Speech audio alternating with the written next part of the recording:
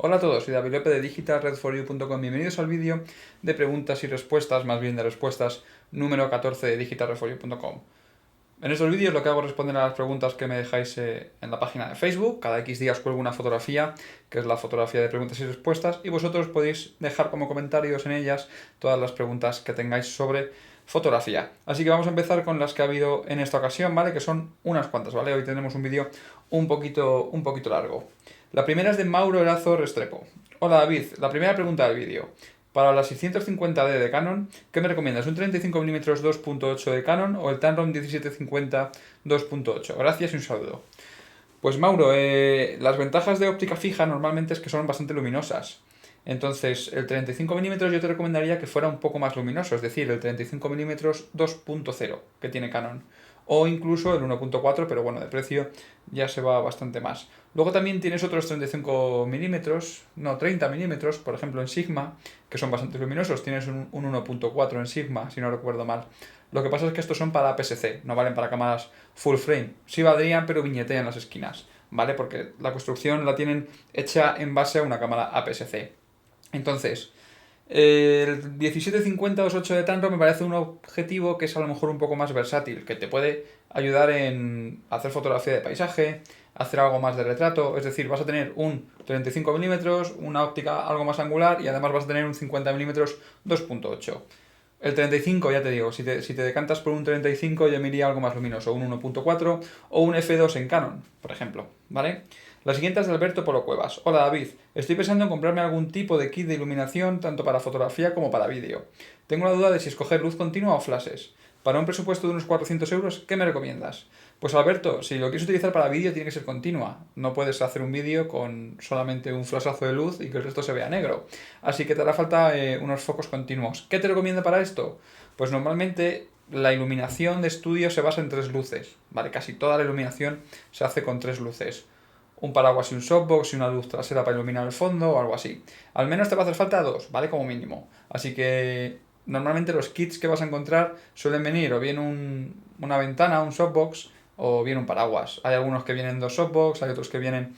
Para vídeo también se puede utilizar lo que son fluorescentes. Hay unas ventanas de luz que están compuestas por pues, cuatro fluorescentes normalmente, 4 o 5 o 6, depende el precio, que para vídeo está bien, pero para foto a lo mejor da una luz de color, bueno, las hay de 5600 grados Kelvin, pero tal vez no tenga la fuerza que puede tener un flash, ¿vale?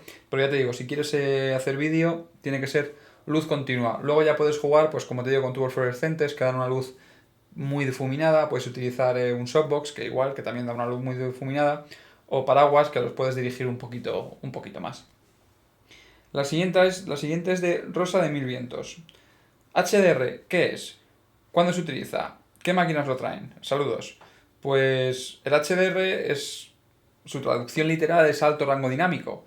¿Qué significa esto? Pues que la cámara tiene un alto rango dinámico, es decir, que puede tomar una fotografía con una diferencia muy grande entre las altas luces y las bajas luces. Pero esto no es realmente que pueda tomar una fotografía, sino que lo que hace es tomar varias fotografías y luego las va solapando. Las zonas que están menos expuestas, pues hace otra exposición un poquito más larga y superpone las imágenes. ¿Cuándo se utiliza? Pues sobre todo se suele utilizar mucho para fotografías de paisaje y demás, cuando son fotos de noche. Hay mucha gente que bueno, de noche o atardeceres, ¿vale? Cuando los contrastes son muy altos. ¿Por qué digo cuando los contrastes son muy altos? Porque si tú tienes un día soleado con el cielo azul y puedes hacer una exposición que está bien, por ejemplo, del suelo, de la persona y del cielo, no tiene sentido utilizar HDR. Tiene sentido utilizar HDR cuando tienes, por ejemplo, el cielo con una exposición, lo quieres sacar, tienes un cielo muy azul, pero a lo mejor quieres sacar un edificio que está en sombra. Entonces tienes un contraste muy alto entre el edificio y el cielo. Así que tendrás que utilizar el HDR para que se igualen estas iluminaciones. ¿Qué máquinas lo traen? Pues casi todas las cámaras de una gama, por así decirlo, media alta, es decir, el Nikon de 7100 para arriba, bueno, las de 5300 también lo traen. Ahora mismo no me acuerdo si la de 3200 lo traía, creo que no. Pero vamos, la de 5200 de Nikon ya sí que lo trae. Pues de ahí para arriba en Nikon, desde esa fecha de lanzamiento, ¿vale? Desde 2012 ya lo traen. Y en Canon, pues cámaras a partir de la 70D ya lo trae. No me acuerdo si la 60D lo traía, pero normalmente las cámaras de una gama media, ¿vale? No lo más básico, sino de una gama media para arriba, desde hace más o menos un año, año y medio, lo suelen traer yo creo que casi todas. De todos modos, siempre lo especifican. En las especificaciones técnicas, la marca siempre hace alusión a esto porque para ellos es realmente un argumento de venta. La siguiente pregunta es de LIGT. Hola David, ¿qué tal? Estoy pensando en adquirir un estabilizador dentro de unos meses para realizar vídeos con una reflex. Quiero hacer el efecto cámara volando y tener estabilidad, porque mi pulso es muy malo. Lo quiero para realizar algún que otro trabajillo y conseguir resultados más perfectos. ¿Qué me recomiendas? ¿Una Steadicam, Fluidicam, etcétera, etcétera? Muchas gracias de antemano y saludos. Pues Eli, si lo que quieres es, por lo que me dices, es ir siguiendo a una persona con la cámara. Para eso te hace falta una Steadicam. Hay Steadicams que llevan un par de pesos, uno arriba y otro abajo. Hay otras que se enganchan en el hombro y llevan una pierna que se engancha en el pecho. Pero estas Steadicam, por experiencia de conocidos, no suelen funcionar muy bien. Yo te diría que para estabilizar, yo creo que lo que mejor estabiliza es un soporte de estos que se apoya en el hombro. Es decir, que tienes se suelen encoger y luego se estiran, ¿vale? Y tienes un apoyo en el hombro con un par de asas y puedes colocar la cámara encima. Yo creo que eso es lo que mejor te puede estabilizar para seguir un sujeto. Luego, si quieres hacer un movimiento más lateral o... Eso se suele hacer con travelings, es decir, son raíles, es una base donde tú pones la cámara y tiene un raíl por el que mueves la cámara. No todos podemos construirnos un raíl para seguir a una persona, para hacer solamente un plano. Así que también venden una especie de carros con ruedas o cosas de estas raras. Yo, si seguramente tires más por el tema de Steadicam, te recomiendo un soporte que sea de hombro, ¿vale? Que yo creo que es lo que mejor estabiliza de lo que he visto hasta ahora, porque los que van en la mano, que al fin y al cabo lo que tienen pesos, al final va a pesar mucho la cámara y no te creas que llegan a estabilizar tanto. Estabilizan porque al pesar más tienes que hacer más fuerza y no hacer movimientos tan bruscos. Pero yo creo que, como te he dicho, lo que mejor va es lo del tema del hombro. La siguiente pregunta es de Areli Jonathan. Hola David, mi pregunta es la siguiente. ¿Hasta qué punto una fotografía es considerada buena en una edición? Es decir, si ajustas el contraste, el balance de blancos, la saturación, temperatura, etc., ¿podrías considerarse como una mala foto por todos los cambios que ha recibido? Aunque se vea muy bonita, pero no es lo real. Hablemos solo de efectos agregados por Lightroom. Yo no creo que con Lightroom puedas hacer algo que no sea real. Tú cuando ves una escena, tú cuando estás por ejemplo, yo ahora que estoy en esta habitación, yo miro la pared y veo la pared blanca, pero la cámara no ve la pared blanca. La cámara ve la pared del color que tú le digas que es blanco, es decir, mi ojo se ajusta automáticamente a la luz y se ajusta a eso es blanco, pues tengo que ajustar el ojo de tal manera o tengo que ajustar el cerebro de tal manera para que vea esa pared blanca. Pero a la cámara eso se lo tenemos que decir, eso no es automático. Tú a la cámara tienes que decir qué temperatura de color tienes. Así que no es cierto que no sea real. El tema del contraste, le puedes dar un poco más o un poco menos de contraste. Lo que está claro es que si te pasas de contraste, la foto no va a quedar bien. Tú vas a ver que la fotografía no te gusta, ¿vale? Una fotografía que esté muy contrastada no queda bien. Una fotografía que esté muy poco contrastada también da una sensación rara. ¿Qué más me decías? Balance de blancos, la saturación. Saturación igual. Cuando saturas mucho un color, ese color invade a otros. Entonces, yo creo que una fotografía, cuando lo tocas todo, es cuando puedes conseguir una buena fotografía. Habrán determinados casos que hagas una foto y que esa foto diga algo, cuente algo y que realmente sin tocarla sea una buena fotografía. Pero en otros muchos casos la foto te pide que la toques. Una fotografía hay que tocarla. O sea, no podemos hacer... O sea, tú aunque hagas una fotografía en JPG sin tocarla, la cámara está tocándola. La cámara está diciendo, oye, tengo esta temperatura de color, tengo estos valores de contraste predefinidos, tengo... O sea, realmente si te das cuenta, estás tocando la fotografía en lugar de tú, la está tocando la cámara. Lo que no es una buena fotografía es cuando nos pasamos, cuando le metemos demasiada caña y al final estropeamos la fotografía. Pero con Lightroom todo lo que vas a meter, o casi todo lo que vas a meter, va a ser contraste, saturación, balance de blancos, son cosas que no es que sean reales o no sean reales. Sí, es real, puede ser que lo pongas un poquito más cálido, un poquito más frío a la luz, pero no, realmente no afecta tanto como para decir que eso no era real, porque ya te digo, tu ojo en ese momento se ajustó de una manera y bueno, tú estás ajustando la cámara, por así decirlo, de otra manera. La siguiente pregunta es un poco rara, ¿vale? Que es de Kevin Chávez. ¿Qué tal, David? ¿Me puedes explicar cómo hallar el punto de no paralaje PNP que se usa para hacer fotografías 360 grados? Esto para que lo entendáis todos. ¿Qué es el punto de no paralaje?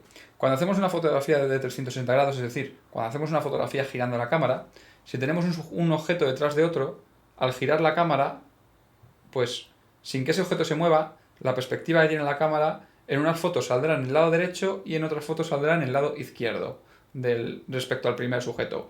Entonces, el punto de no paralaje lo que busca es que no salga eso, es decir, que salgan perfectos, que pongamos donde pongamos la cámara, siempre salga uno detrás del otro. Es lo que nos dice Kevin. ¿Cómo hallar ese punto? Pues Kevin, para hallar este punto, lo primero que normalmente suele hacer falta es tener un buen trípode o un buen soporte para el trípode. ¿Vale? Normalmente para hacer fotografías de 360 grados se utilizan unos soportes de trípode que son una L con otra L arriba, ¿vale? En la cual podemos poner la cámara vertical o horizontal. Es que yo no tengo una para explicaros más visualmente. Lo primero que debes hacer es poner el centro del objetivo apuntando al centro de rotación. Es decir, que justo el centro de la óptica esté en el centro del punto donde va a rotar el objetivo, es decir, en el tornillo del trípode. ¿Vale? Una vez que tengamos el objetivo inclinado hacia abajo, apuntando justo en el centro del trípode, que si giramos la cámara el objetivo no se mueve, es decir, da vuelta sobre el mismo eje, perfecto, sin variar, ya tenemos la mitad del trabajo hecho. Después lo que tenemos que hacer es quitar la cámara de esa vista hacia abajo y ponerla en vertical. Y si la ponemos así tal cual, vamos a ver que al girar sí que nos va a pasar lo que os comentaba de ese error del paralaje.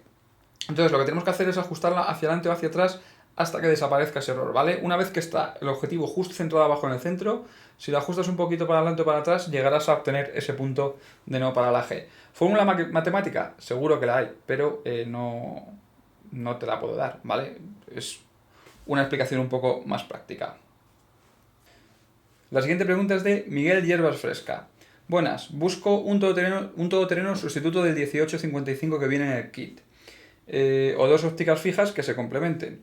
Voy a renovar mi EOS 1000D por una 70D y tengo 50 mm f1.8. ¿Qué me recomiendas? El 2470 f2.8, que es un pastón, y el 1740 de la serie L de Canon f4, que no cuesta tanto, pero casi igual al precio del cuerpo de la cámara. ¿Hay algo intermedio? Quizá en Tokina o Tamron, incluso en Canon. Gracias. Pues Miguel, por lo que me dices, teniendo ya el 50, me has dicho 50 mm 1.8, si quieres una óptica que sea un poco más versátil, por lo que veo, porque te estás moviendo en ópticas algo angulares, yo te recomendaría una alternativa a este. Yo creo que el 24-70 es un objetivo muy largo para una cámara PSC.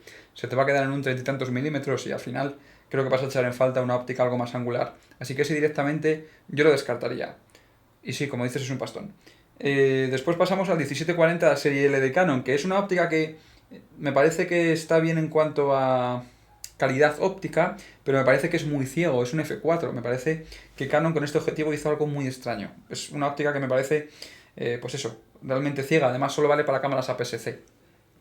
Así que siendo una serie L para APS-C y tampoco luminosa, yo no le vi la razón a este objetivo.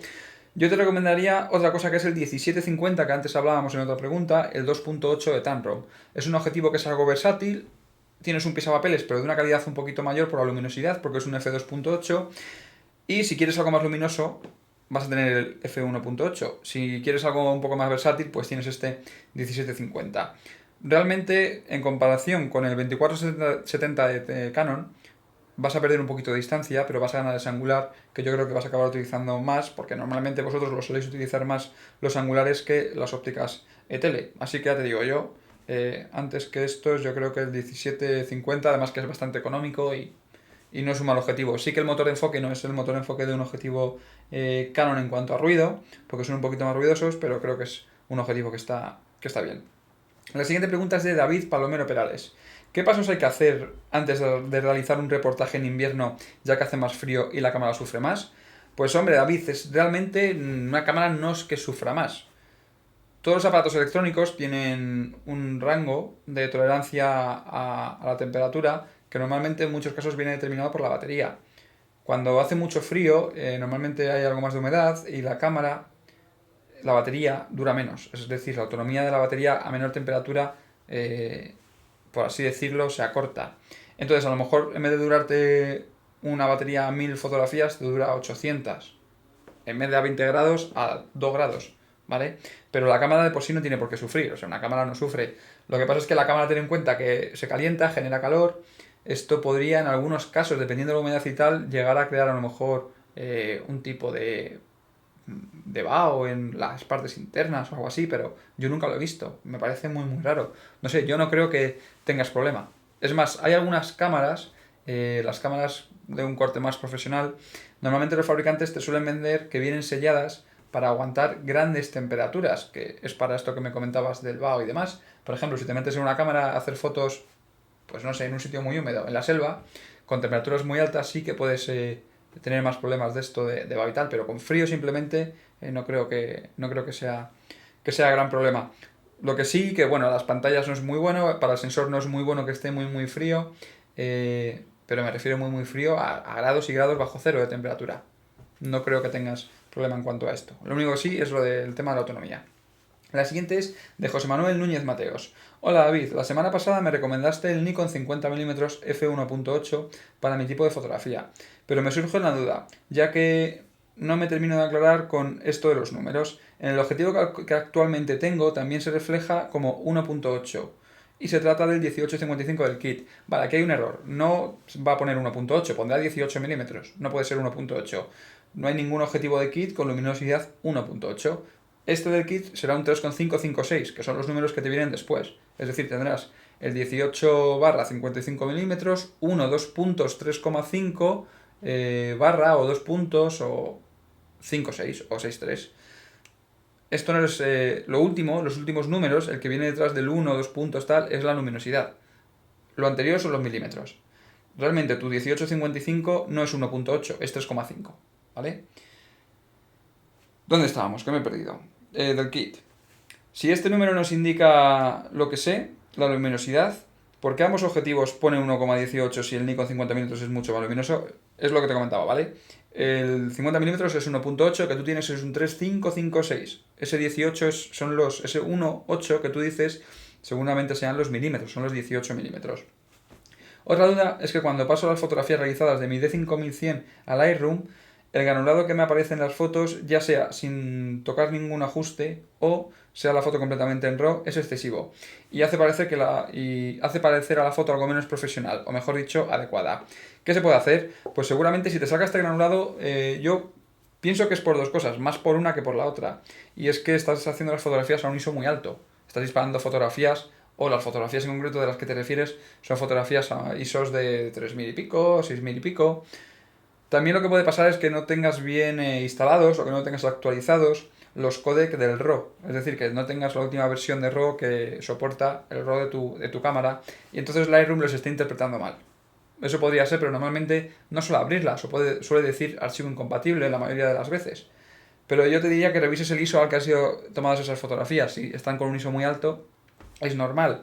¿Cómo solucionarlo? Bajando el ISO y abriendo el diafragma con una óptica más luminosa como el 50mm 1.8. Espero que sea eso, José Manuel. La siguiente es de Javier Ortiz. ¿Qué tal, David?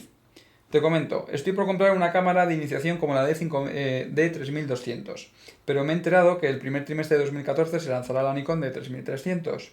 Ni sabes cuáles serán las especificaciones o alguna comparativa aún. Creo que no hay, pero sería de gran ayuda si... No entiendo esta pregunta. Es decir, que no sabes esperarte a que salga la D3300 porque no sabes las expectativas que tiene la cámara o si hay alguna comparativa respecto a la de 3200 o si tendré un paso mejor con la de 3300. Vamos, que no estás hecho un lío, no sabes si comprarte una u otra. Pues no se sabe lo que va a tener la de 3300. Yo intuyo que por lo que tiene la de 5300 le incorporarán el tema del wifi, o sea, tendrá wifi integrado en la cámara, no con el accesorio que hace falta en la de 3200, y le subirán un poquito el ISO o alguna cosa de estas para hacerlo en plan, pues con una gominola. No creo que tenga más diferencia, la verdad.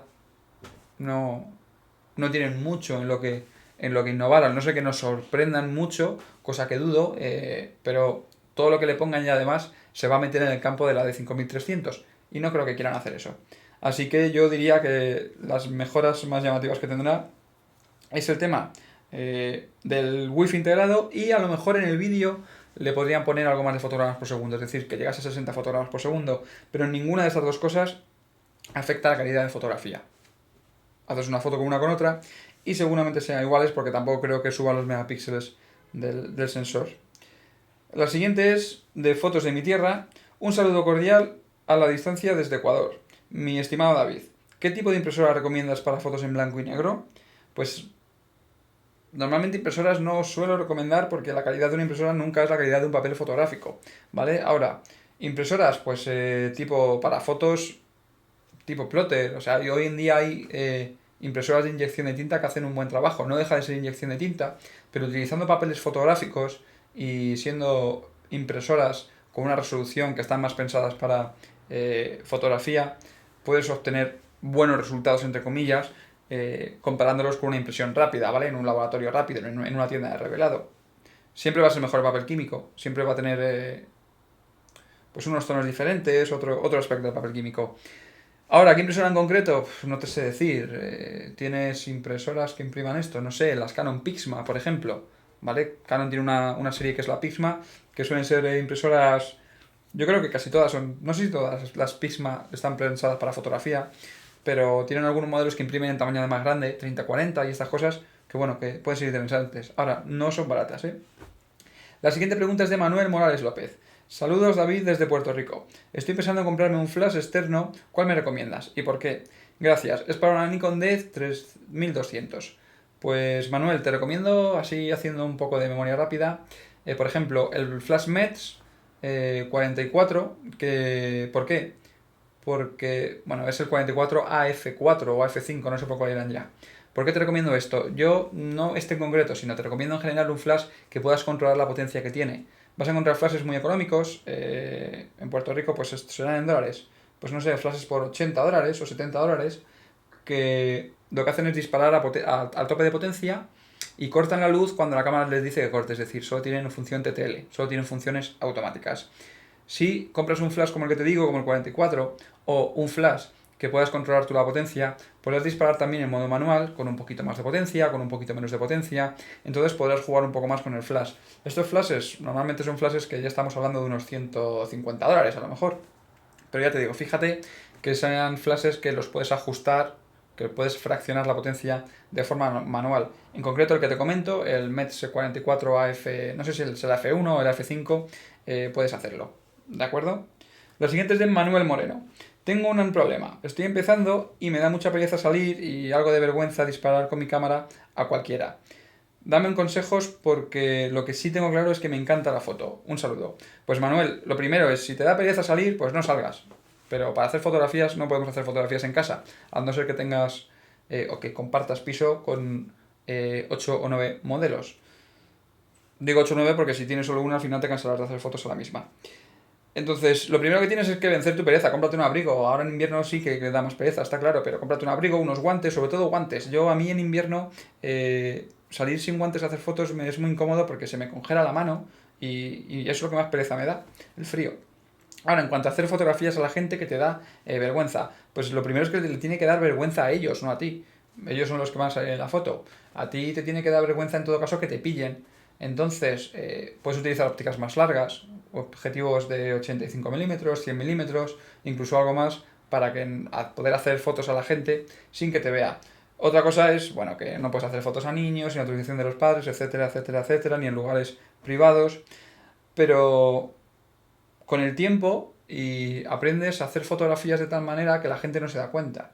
Es decir, vas andando por la calle y a lo mejor te quedas en un punto quieto, tú sabes a quién le quieres hacer la foto y esa persona viene hacia ti y a lo mejor te quedas un momento esperando a hacer la fotografía, disimulando o que parezca que estás haciendo una fotografía a la calle, una fotografía más de paisaje y en cuanto esa persona pasa, le haces la foto. O simplemente te puedes acercar y decirles que si les importa que les hagas una foto. Seguramente te digan que sí que les importa o otra cosa que puedes hacer es ofrecerles que te dejen un correo electrónico y se la mandas. Entonces, hay veces que la gente pues acepta un poco más porque, bueno, al fin y al cabo la foto la van a acabar teniendo ellos. La siguiente es de Jesús Sueca. Muy buenas, David. Lo primero te quería agradecer el trabajo que estás haciendo y lo mucho que nos ayudas a los que estamos empezando. Lo segundo, quería preguntarte qué te parece mejor, una Canon 600D con un 1855 y un 75-300 por 470 euros todo nuevo, o una Nikon D 5100 con un 1855 por 520 euros. Aquí no dices todo nuevo, así que supongo que será de segunda mano. ¿Qué te parece mejor? Bueno, pues el precio será nuevo. ¿Qué te parece mejor? Solamente comparando la cámara y luego comparando lo que es el kit por ese precio. Lo primero es decirte que el 75-300 de Canon es una guarrería. es un objetivo que viene de analógico, que no tiene la mejor resolución, que es poco luminoso y que además no tiene estabilizador de imagen. Es decir, una joyita. Ese objetivo no creo que suelto pueda valer más de 120 euros. Así que tenlo en cuenta, ¿vale? No es un gran objetivo, es un poco churro. Así que comparando la 600D con la 5100, lo que os dije el otro día en el podcast, si lo habéis escuchado, ¿vale? Los que no lo sepáis, estoy haciendo un podcast de fotografía en el que hablo con fotógrafos o también hago algunos capítulos yo solo, individualmente. Y en el último capítulo que hice solo, que hice individual, que es el número 5, hice un capítulo de podcast sobre Nikon o Canon, que comprar una cámara u otra. Y al final, la conclusión fue que cojáis la cámara, que las probéis, que vayáis a la tienda, que las toquéis, que veáis cuál se ajusta más a vuestro gusto, a que tenga un botón aquí y otro botón aquí. Es decir, que no es que sea una mejor o otra peor. No creo que haya gran diferencia entre la D5100 y la D600D, ¿vale? Los objetivos son los mismos, los 18-55, y el 75-300 que me dices es un churro. Así que por precio, la 600D. Te vas a ahorrar 50 euros que te puedes gastar en... Bueno, puedes incluso vender el 75-300 por 50 eurillos, que no sé si se lo sacarás, y tienes ya 100 euros más que con la Nikon, así que puedes ya invertirlos en parte de una óptica, algo mejor. Lo siguiente es de Jesús Chueca. Buenas otra vez, David.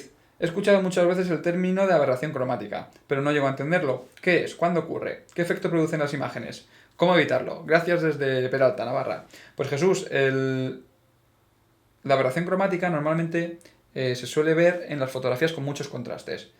Y además de fotografías con muchos contrastes, cuando forzamos el objetivo a los límites, es decir, cuando los llevamos al 18, en un 18, imagínate, un objetivo 18-55 de diafragma 3.5.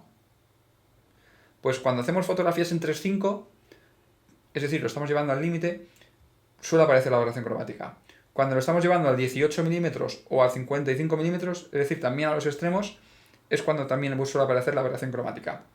¿En qué situaciones ocurre?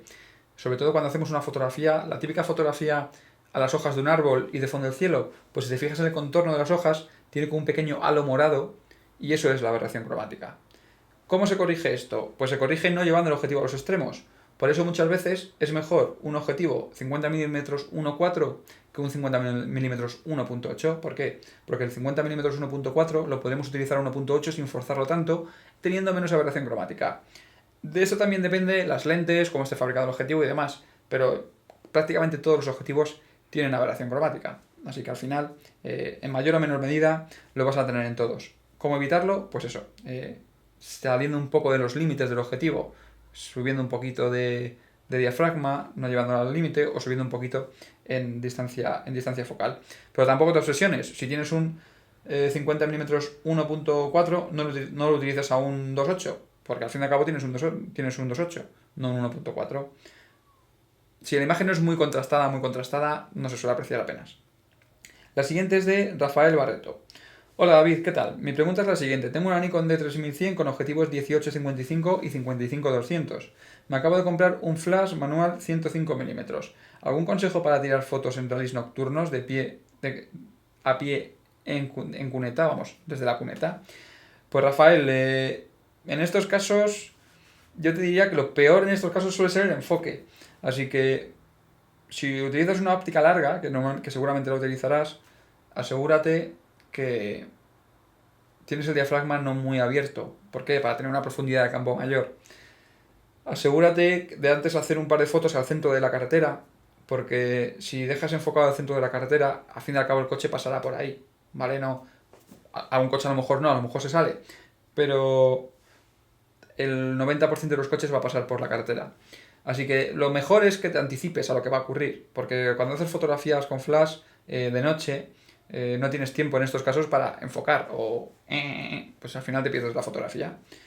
Luego otra cosa que puede ser interesante, que compres un disparador para el flash. Colocas el flash en otro sitio o un contraluz y tal y puedes hacer cosas muy interesantes, ¿vale? Pero yo creo que esto ya un poquito más adelante, cuando tengas ya un poco más controlado el flash montado en la cámara. La siguiente pregunta es de Bernardo Jesús Lazarópez. Hola David, estoy aprendiendo un montón contigo. Te hago la siguiente consulta. Tengo el típico pisapapeles 18-55 y un 35 mm 1.8. Ya sé que la calidad del segundo es mucho mayor que la del pisapapeles, pero cuando salgo por ahí a hacer fotos se me queda un poco largo y acabo teniendo que hacer el cambio al pisapapeles, algo que no me agrada mucho. Por el tema de que coja polvo el sensor y por tener que cargar siempre con los dos objetivos. ¿Qué objetivo me recomiendas que sea un todoterreno y esté bien de calidad? Gracias. Pues Bernardo, normalmente los objetivos con zoom no tienen calidad, ¿vale? A ver, hay objetivos buenos con zoom y hay objetivos peores con zoom, pero la calidad que te puede dar una óptica fija no te la va a dar, sobre todo la luminosidad que te da una óptica fija no te la va a dar una óptica zoom. Pues ahora, como hablábamos antes, por ejemplo, el 1755 2.8 de Tamron es una óptica que no está mal, que es bastante luminoso y que, bueno, te deja ahí ese abanico, ¿vale? Para poder jugar. Si quieres algo que sea más todoterreno, es decir, que llegue a otro objetivo, pues no me pones si utilizas Canon o Nikon, ¿no? No. Nikon tiene el 18-200 de Nikon. Yo las veces que lo he probado, la verdad es que me sorprendió por calidad. Tenía poca aberración cromática, tenía un enfoque rápido. De los 18-200 que he probado, es el mejor, el de Nikon. Ahora, si tienes una cámara Canon, pues lamentablemente no podrás utilizarlo. La siguiente es de Roberto Terrados Pérez. Buenas, David. Hace unas semanas edité unas fotos en el Lightroom y cuando las imprimieron salían los recortes que había hecho en la foto. Quedando ese hueco en blanco en el papel. Mi pregunta es, ¿cómo puedo hacer que esto no pase? Pues Roberto, lo que me dices no lo entiendo. Es imposible, si haces un recorte en Lightroom, es decir, si utilizas la primera herramienta de recorte y haces un recorte de la foto y le das al intro, se guarda ese recorte, no existe otra cosa. Al no ser que hayas llevado a revelar el archivo en RAW, pero tampoco porque no suelen imprimir. No sé, no lo entiendo. No, lo que me dices, no sé por qué puede pasar, porque no tiene. Desde mi punto de vista, no tiene sentido que ocurra esto. Si la fotografía la has recortado y luego la exportas a JPG y tú abres el JPG y ves que no tiene ese contorno blanco, entonces es culpa del lavatorio. El lavatorio ha hecho algo raro, o le ha metido margen, o ha hecho algo que no debería haber hecho. Pero ya te digo, si tienes el JPG exportado por Lightroom y el JPG se ve bien, no puede ocurrir otra cosa. La siguiente es de Manuel Flores Navarro. La nitidez de una fotografía disminuye cuando abro o cierro el diafragma, más allá de que ello conlleve la profundidad del campo. Para que quede más claro, si uso un diafragma f8 tendré más nitidez que si uso un f22, o al revés. Todo estando ambas a la misma distancia focal. Pues Manuel, en principio no tiene que ver la nitidez. Lo que pasa es que, claro, si tienes una profundidad de campo muy pequeña, pues te puede dar la sensación de que la imagen no está nítida porque solo te ha enfocado una parte. Al cerrar el diafragma, hombre, se podría llegar a tener más nitidez. No debería, o sea, la parte que está a foco debería estar igual de nítida, pero sí que es posible que a F22 pueda tener la foto algo más de nitidez porque la luz entra más junta, es decir, el punto de luz es más estrecho y al ser más estrecho es normal que se pueda ver más nítido. Menos luminoso, pero más nítido. Así que bueno, en principio sí, un F22 se podría llegar a decir que es más nítido que un F8, pero no creo que sea cierto, ¿vale?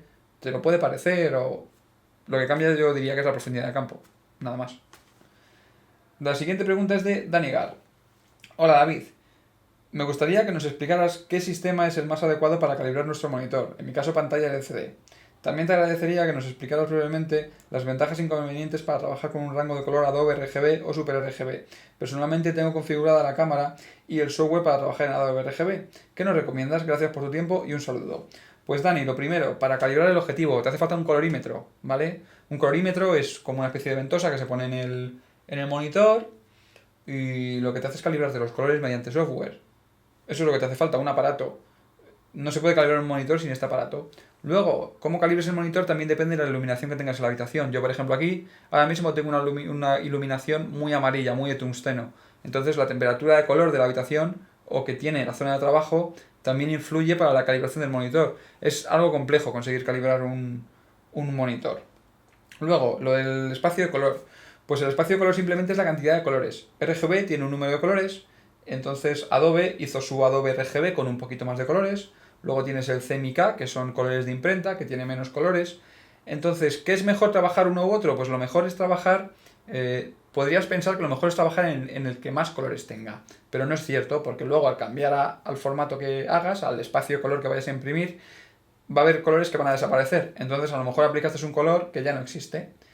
Así que lo mejor es siempre trabajar en el espacio de color con el que vayas a trabajar finalmente. Te lo explico. Por ejemplo, un fotógrafo que va a hacer fotografías que van a ser impresas en carteles grandes con una impresión CMYK. ¿Qué va a ser lo mejor? Pues que trabaje en espacio de color CMYK. Un fotógrafo que va a hacer fotografías de estudio para imprimirlos en papel fotográfico. El lavatorio, seguramente la máquina de lavatorio sea RGB, no será ni siquiera Super RGB. Entonces lo ideal es trabajar en RGB. No es que sea mejor o peor una u otra, ¿vale? Hay una pequeña diferencia de cantidad de colores. A lo mejor hay 1000 amarillos en una y 950 amarillos en otra. Pero no es que sea mejor o peor una u otra, sino lo ideal siempre es trabajar en el mismo espacio de color con el que vamos a finalmente imprimir. Es, es lo mejor. La siguiente es de Javi Cartier.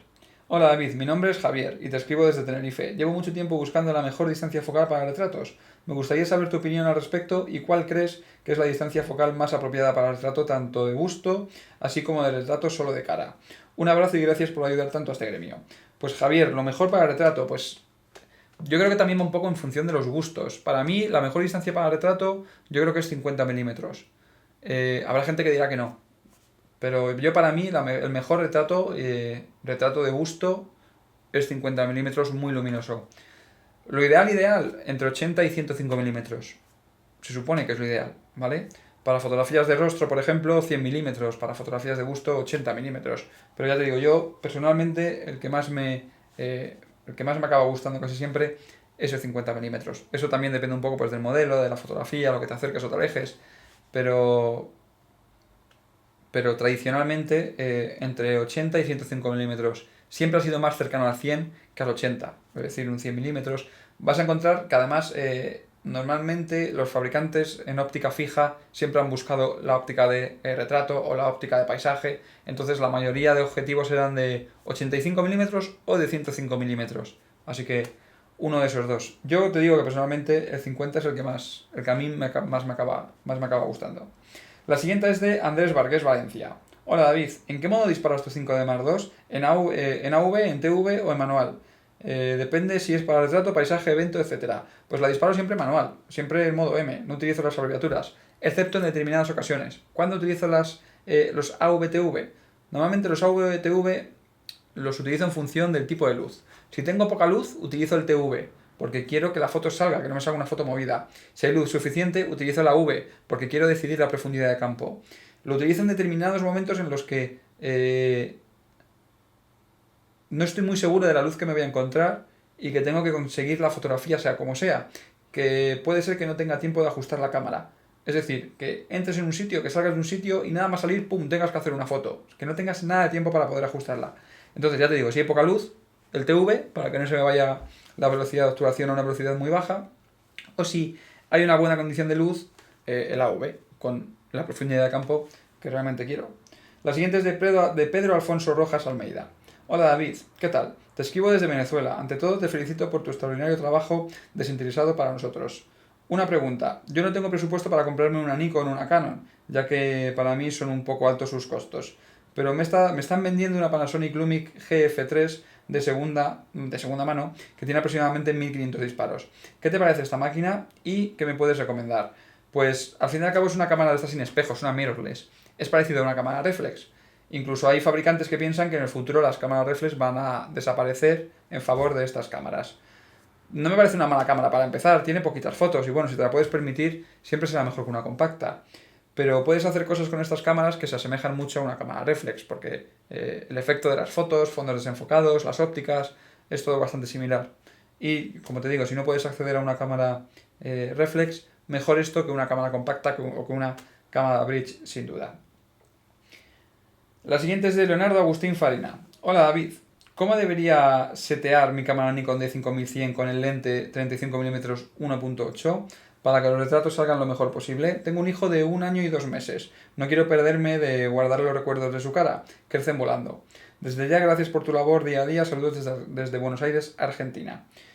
Pues no, realmente no hay que hacer nada para configurar la cámara con un 35mm 1.8. Si haces fotos a tu hijo, pues te diría que utilices una velocidad de actuación rápida. Si no estás muy ducho al ajustar la cámara, puedes ponerla en prioridad de tiempo, es decir, en el TV, y como es un objetivo muy luminoso, seguramente la cámara te va a permitir hacer un disparo a un 500avo de segundo. Deberás elegir el 500 en la pantallita de la cámara. Entonces podrás congelar el movimiento de tu hijo y conseguir una foto decente, pero al fin y al cabo realmente no hay que ajustar nada en la cámara porque tengas un objetivo u otro. Tienes tú que trabajar en función a ese objetivo en cuanto a ir controlando el tipo de luz que necesitas, si hace falta más luz o menos luz, etcétera. Pero ya te digo, es simplemente que pongas la cámara a una velocidad rápida para poder congelarle el rostro y demás y poco más. La siguiente es de Q Hernández Jorge Luis. Hola David, mi pregunta es esta. Cuando hacemos fotos en lugares con poca iluminación y enfocamos manualmente, ¿cómo puedo lograr lo que deseo enfocar que esté muy nítido? Ya que a mí me cuesta un poco. Saludos y gracias por tus consejos. Pues lo que decía un poco antes. Yo muchas veces cuando hago fotografías de eventos no tengo luz y tengo que enfocar manualmente. ¿Cómo enfoco manualmente? Pues enfoco simplemente buscando los metros. Hay objetivos que la parte superior te indica los metros que tiene la fotografía, entonces más o menos puedes decir, bueno, pues enfoca 1,5 metros, a 2 metros, a 3 metros.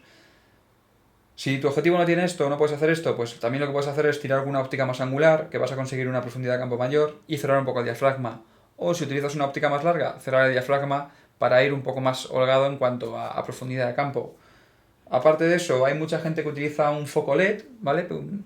Eh, Seguro que si te metes en tiendas de estas online que venden productos que se importan desde Asia, venden como una especie de flashes que son unos paneles LED. Entonces lo que va a hacer este panel es iluminar, no mucho, ¿vale? Pero va a iluminar algo lo suficiente para que a lo mejor la cámara pueda enfocar si el sujeto no está muy lejos, ¿vale? Si el sujeto está a 2-3 metros, seguramente no enfoque. Entonces tendrás que jugar un poco con lo que yo te digo, que no es fácil, pero bueno, al final con el tiempo te acabas haciendo un poquito a ello. La siguiente y antepenúltima pregunta es de Sergio Gonzalo Calizaba, Cartagena. Hola David, muy buenos los vídeos. Mi pregunta es la siguiente. ¿Es cierto que grabar vídeo con una reflex malogra el sensor? Me refiero a la EOS 70D. ¿Y para cuándo su review? Pues para cuando Canon me mande una. Saludos y felicitaciones. Sí, grabar vídeo puede estropear un sensor. No estropear, ¿vale? No vamos a decir estropear. El sensor sufre más. Ten en cuenta que un sensor de una cámara reflex no ha sido diseñado para esto que estamos haciendo ahora, que es grabar vídeo a lo bestia y durante mucho tiempo seguido. Una cámara reflex está concebida para hacer una foto, levantarse el espejo un segundo, abrirse el obturador un segundo y encenderse el sensor un segundo. O una fracción de segundo.